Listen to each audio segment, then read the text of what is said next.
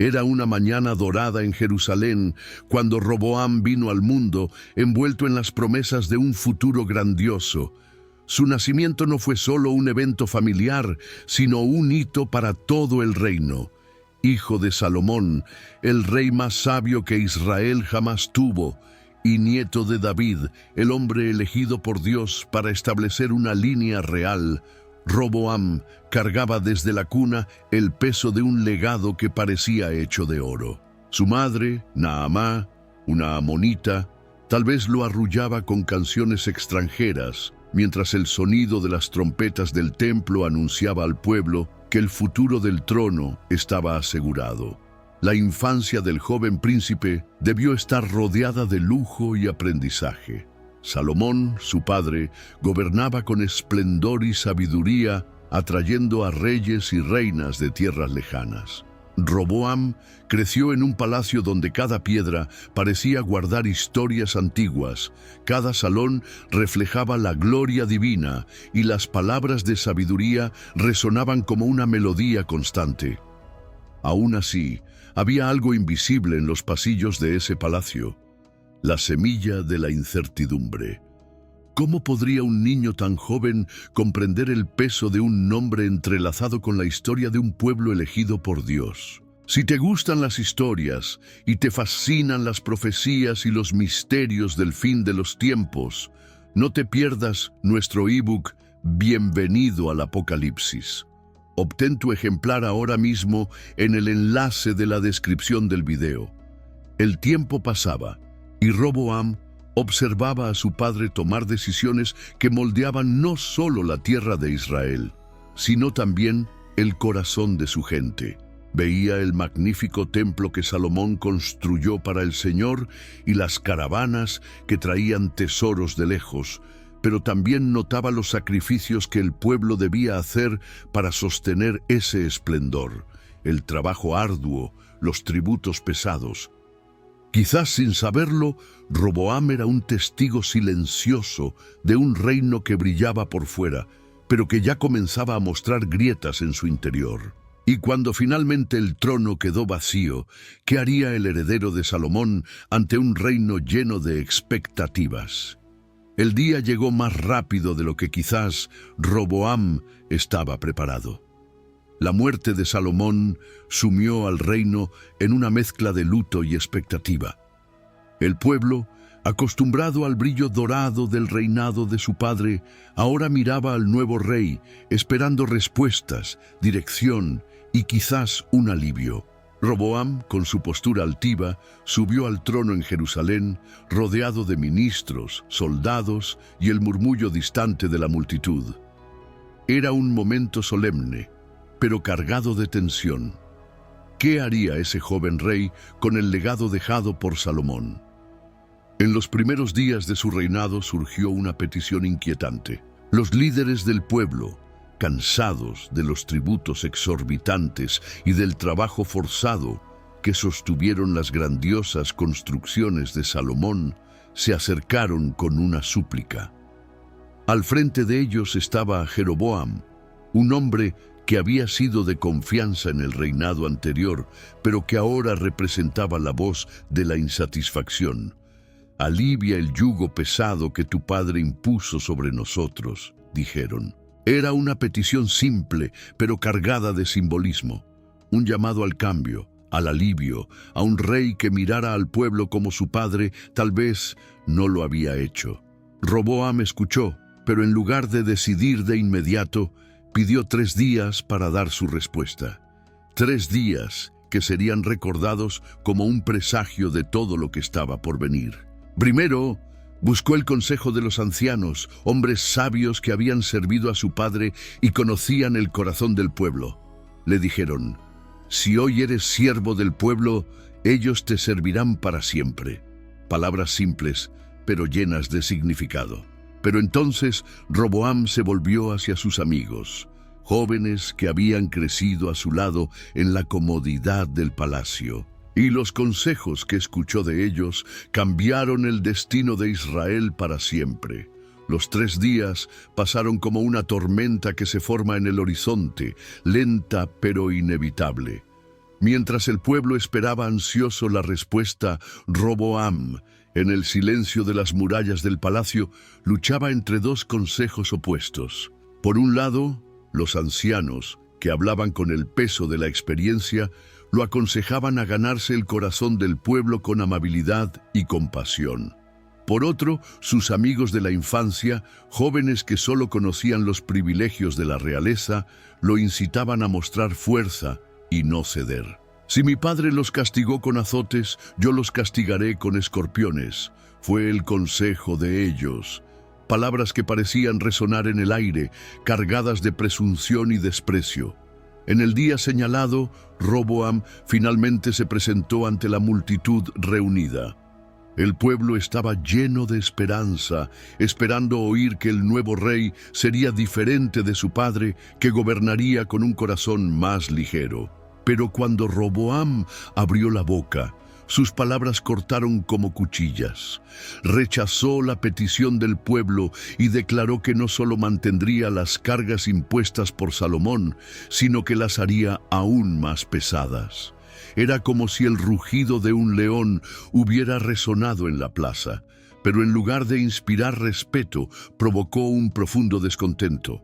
El silencio que siguió fue roto, no por murmullos, sino por gritos de rebelión. La multitud se dispersó, pero la insatisfacción no desapareció. Creció como una llama que pronto lo consumiría todo a su alrededor. Jeroboam, quien había liderado la petición del pueblo, se convirtió en la figura central de esta revuelta. Mientras Roboam regresaba al palacio, quizás sin comprender del todo lo que había desencadenado, el reino que su abuelo David y su padre Salomón habían consolidado comenzaba a resquebrajarse. Los días que siguieron a la decisión de Roboam fueron como una tormenta que barrió el reino. Las palabras severas del joven rey habían roto algo mucho más valioso que las cadenas del trabajo forzado. Habían roto el vínculo entre el trono y el corazón del pueblo. En las tierras del norte, lejos del brillo del palacio en Jerusalén, la insatisfacción se transformaba en rebelión. Hombres y mujeres, líderes y campesinos hablaban al unísono. ¿Qué parte tenemos con la casa de David? Era un grito de separación, una herida que cortaba profundamente la unidad de Israel. Mientras tanto, en Jerusalén, Roboam quizás aún no comprendía la gravedad de lo que estaba ocurriendo. Envió a Adoniram, el encargado de los trabajos forzados, en un intento de recuperar el control.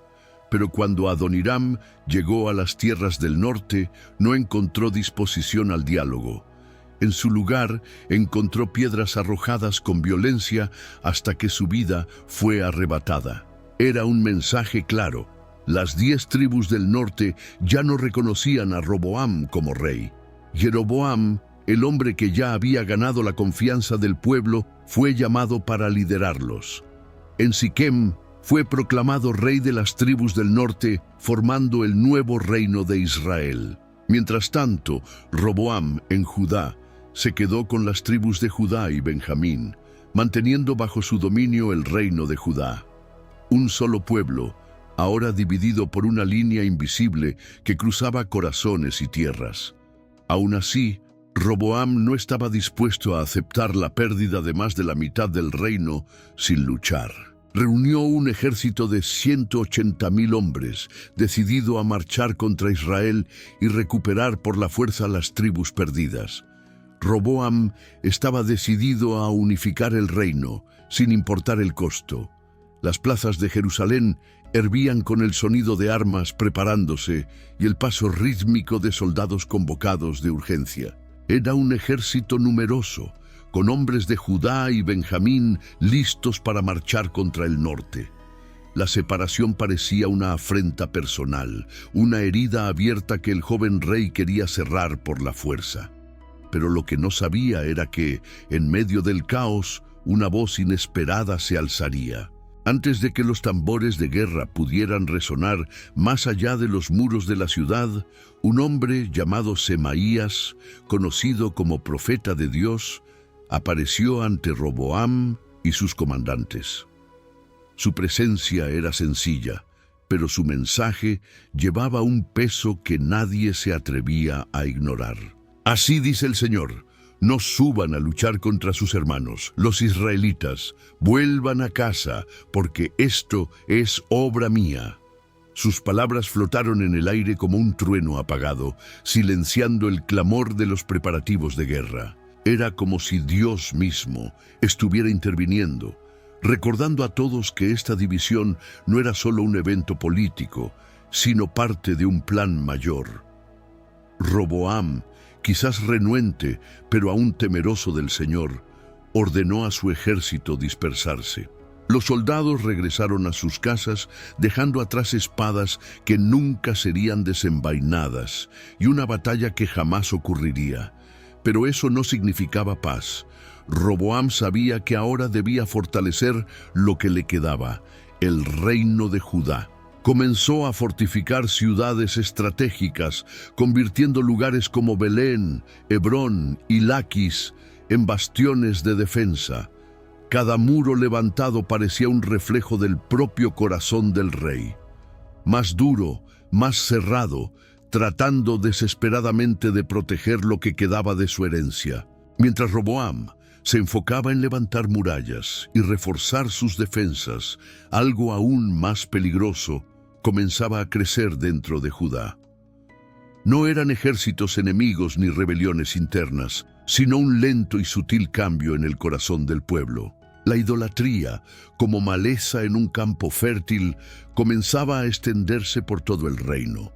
Los altares paganos surgían en las colinas, postes sagrados eran erigidos en los campos, y el pueblo, influenciado por culturas vecinas y por prácticas que Salomón había permitido en sus últimos años, comenzó a volverse a dioses extranjeros. Era una traición silenciosa a la alianza con el Dios de Israel.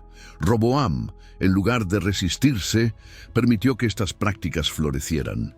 Tal vez pensó que tolerar esas devociones distintas traería paz o aliviaría las tensiones en el reino dividido.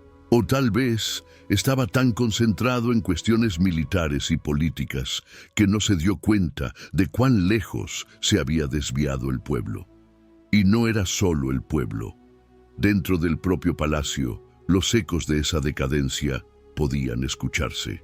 Prácticas abominables, cultos paganos y rituales extraños eran tolerados, y el propio ejemplo del rey hacía poco para devolver al pueblo al camino correcto.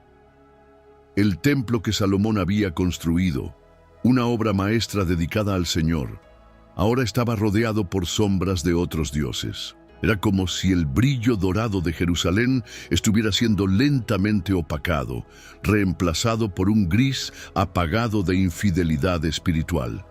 Sin embargo, Dios, siempre vigilante, no ignoraba lo que estaba ocurriendo. El alejamiento del pueblo y de su rey no pasaría sin consecuencias. Era como una tormenta formándose en el horizonte, lenta pero inevitable. En el 5º año del reinado de Roboam, la amenaza que venía de lejos finalmente alcanzó las puertas de Judá. El nombre de Sisac, faraón de Egipto, resonaba como un trueno. No venía solo a intimidar o negociar, venía con todo su poder, al frente de un ejército colosal, lleno de carros de guerra y caballos. Era una visión de fuerza que hacía temblar hasta a los más valientes. Era una visión de poder que hacía temblar incluso a los más valientes. Y ante eso, las murallas que Roboam tanto se había esforzado en levantar parecían insignificantes. La invasión fue devastadora. Ciudad tras ciudad cayó, y los ejércitos de Judá, desprevenidos para enfrentar a un adversario tan poderoso, retrocedían o eran aniquilados. Cuando Sisac finalmente llegó a Jerusalén, el corazón del reino, Roboam se dio cuenta de que no había escapatoria. Los tesoros acumulados por Salomón, que habían convertido el templo y el palacio en símbolos de riqueza y gloria, ahora estaban en peligro. El oro que brillaba bajo el sol de Israel pronto sería llevado por los egipcios. En ese momento de desesperación, los príncipes de Judá y el propio Roboam finalmente se humillaron ante Dios. Tal vez fue el primer acto genuino de arrepentimiento desde que asumió el trono. Reconocieron que se habían alejado del Señor y sus palabras, aunque tardías, fueron escuchadas. Un profeta trajo un mensaje de Dios: porque se han humillado, no los destruiré completamente. Sin embargo, serán siervos de Sisac, para que aprendan la diferencia entre servirme a mí y servir a reyes extranjeros. Sisac saqueó Jerusalén, llevándose los escudos de oro que Salomón había hecho. En su lugar, Roboam mandó forjar escudos de bronce como un intento de reemplazar lo que se había perdido. Pero los escudos de bronce, pesados y opacos, eran un símbolo claro de un reino que había perdido el brillo de su gloria.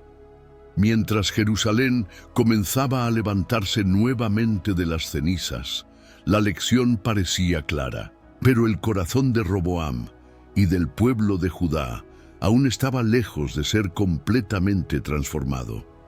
Después de la devastación dejada por Sisac, Roboam se esforzó por restaurar lo que pudo del reino. Pero aunque las murallas y los palacios pudieran reconstruirse, lo que realmente necesitaba ser reparado seguía en ruinas: el corazón del pueblo y del propio rey. Judá vivía un ciclo de altibajos espirituales. Había momentos en que Roboam parecía buscar a Dios, en que él y el pueblo se humillaban ante el Señor. En esos períodos, el reino experimentaba un atisbo de estabilidad y paz. Sin embargo, la fidelidad nunca duraba. Pronto las colinas de Judá volvían a llenarse de altares a dioses extranjeros, y los postes sagrados reaparecían como marcas de una tierra que había olvidado al Dios que la sacó de Egipto. El pueblo parecía atrapado en una danza confusa, oscilando entre la devoción verdadera y los llamados tentadores de las prácticas idolátricas que los rodeaban. Roboam, por su parte, no era un líder lo suficientemente firme para romper ese ciclo. A veces se mostraba arrepentido, pero su falta de constancia solo reflejaba la inconstancia del propio pueblo. El reino de Judá se volvía cada vez más un reflejo de lo que ocurría en el corazón de su líder. Mientras Roboam construía fortalezas para proteger las fronteras y acumulaba riquezas para restaurar la gloria perdida, el verdadero enemigo seguía actuando dentro de las murallas. Era la lenta erosión de la alianza con Dios, sustituida por alianzas frágiles con pueblos extranjeros y dioses que no podían salvar. Sin embargo, incluso en medio de toda esta confusión, Dios no abandonaba a su pueblo. Permanecía vigilante, enviando profetas para recordar a Judá sus promesas y advertirle sobre el precio de la desobediencia. Dentro de las murallas del palacio de Roboam, las tensiones no eran solo externas o espirituales. Se infiltraron en la propia familia real. El rey tenía muchas esposas, como era costumbre entre los reyes de la época, y aún más concubinas, sumando decenas de hijos e hijas. Esta vasta familia, que debería haber sido una bendición, se convirtió en una arena de disputas silenciosas y rivalidades crecientes. En medio de tantos rostros, un nombre se destacaba: Maaca, una de las esposas favoritas de Roboam. Maaca no era solo una más entre muchas, tenía influencia. Era madre de Abías, y Roboam claramente favorecía a este hijo sobre los demás. Mientras otros hijos crecían a la sombra del trono, Abías era preparado para gobernar. El favoritismo de Roboam era evidente y eso generaba resentimientos. Imagina los pasillos del palacio, donde los hermanos compartían la sangre real, pero no el mismo lugar en el corazón del padre. Las palabras susurradas en secreto, las miradas cargadas de envidia o desconfianza, todo esto creaba una atmósfera que parecía anticipar conflictos futuros. Roboam, tal vez sin darse cuenta, alimentaba estas tensiones al concentrar su atención en Maaca y Abías. El joven príncipe, consciente de su estatus especial, caminaba por los salones como alguien que ya sentía el peso de la corona. Pero esta elección de Roboam no era solo una cuestión de preferencia personal, también era estratégica. Preparar un sucesor era esencial para garantizar que el trono no fuera amenazado, especialmente en un reino que ya había perdido tanto. Mientras tanto, fuera del palacio, el pueblo seguía viviendo en un reino dividido, lidiando con la inestabilidad espiritual y política. Dentro y fuera de las murallas, el clima era de incertidumbre. Pasaron los años y Roboam continuó reinando sobre Judá durante 17 largos y turbulentos años. Jerusalén, la ciudad donde el nombre de Dios había sido exaltado con tanto esplendor durante el reinado de Salomón, ahora llevaba las marcas de una era de altibajos. El reino, que alguna vez fue una luz para las naciones, ahora parecía caminar por un camino incierto, lleno de promesas olvidadas y elecciones que lo alejaban del propósito para el que fue llamado. Roboam, envejeciendo, vio las consecuencias de sus decisiones desarrollarse ante sus ojos. Había heredado un reino unido, poderoso y glorioso, pero entregaba a su sucesor una nación fracturada, vulnerable y espiritualmente confundida. Aún así, se mantuvo fiel a su elección de Abías como sucesor, asegurando que la línea de David permaneciera en el trono. ¿Pero qué sería del reino después de su muerte? Esta era una pregunta que tal vez nunca haya respondido por completo. Cuando Roboam murió, fue sepultado en la ciudad de David, junto a sus antepasados. Su tumba, rodeada de piedras y silencio, se convirtió en un símbolo de un reinado que, aunque lleno de potencial, terminó marcado por la división y el alejamiento de Dios. El pueblo, ahora bajo el liderazgo de Abías, enfrentaba un futuro incierto, cargando tanto las cicatrices como las esperanzas dejadas por el gobierno de Roboam. Pero incluso al final de su historia, algo más grande permanecía. El trono de Roboam no era solo suyo, era parte de una promesa divina, la alianza hecha con David, de que su linaje nunca sería extinguido, seguía viva, incluso en medio de las fallas humanas. El reinado de Roboam es como un gran espejo que refleja tanto las elecciones de un rey como su impacto en un pueblo. Su historia nos recuerda que el poder, cuando es guiado por el orgullo y la impulsividad, puede convertir bendiciones en cargas. Roboam lo tenía todo: un linaje divino, la herencia de un reino próspero y el ejemplo de reyes que vinieron antes que él. Pero sus decisiones, tomadas escuchando más los consejos de los jóvenes que la sabiduría de los ancianos, abrieron el camino a la división y al dolor. La división de Israel no fue solo política. Reveló lo que sucede cuando un líder no gobierna con empatía y humildad. Las palabras duras de Roboam, dichas con arrogancia, resonaron como un muro que alejó el corazón del pueblo. Su incapacidad para percibir el peso de sus acciones nos enseña que el liderazgo no trata de fuerza o control, sino de servicio y sabiduría. Fue un hombre que, ante los desafíos, eligió el orgullo en lugar de la compasión y la dureza en lugar de la humildad. Aún así, la historia de Roboam también nos habla de la paciencia de Dios. Incluso ante la infidelidad y los errores, el Señor no abandonó a su pueblo ni su promesa. Él disciplinó, permitió que Roboam enfrentara las consecuencias de sus actos, pero mantuvo viva la alianza con David. Es un recordatorio de que, incluso en medio de nuestras fallas, Dios sigue siendo fiel, guiando la historia según su propósito. Y ahora, al mirar la vida de Roboam, somos desafiados a reflexionar sobre nuestras propias elecciones. ¿Cómo manejamos el poder y la responsabilidad que se nos da? ¿Escuchamos consejos sabios o nos dejamos llevar por el orgullo? Su vida es una advertencia y una esperanza.